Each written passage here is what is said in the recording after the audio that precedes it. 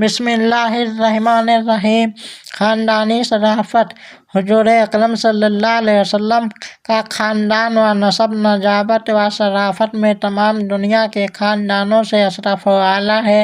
اور یہ وہ حقیقت ہے کہ آپ کے بدترین دشمن کفار مکہ بھی کبھی اس کا انکار نہ کر سکے۔ چنانچہ ابو سفیان نے جب وہ کفر کی حالت میں تھے،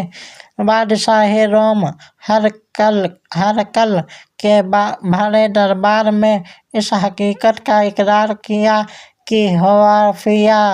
جو نسب یعنی نبی صلی اللہ علیہ وسلم عالی خاندان ہیں، حالانکہ اس وقت وہ آپ کے بدترین دشمن تھے اور چاہتے تھے کہ اگر ذرا بھی کوئی گنجائش ملے تو آپ کی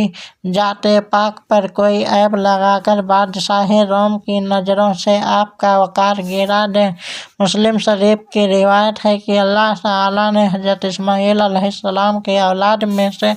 کنانہ کو برگزیدہ بنایا اور کنانہ میں سے قریش کو چنا اور قریش میں سے بنی ہاشم کو منتخب فرمایا اور یہی بنی ہاشم سے مجھ کو چن لیا۔ بہرحال یہ ایک مسلمہ حقیقت ہے کہ لہ النسب العالی فلیس کمثلہ حسب نصیب من مکرم، یعنی حضور انور صلی اللہ علیہ وسلم کا خاندان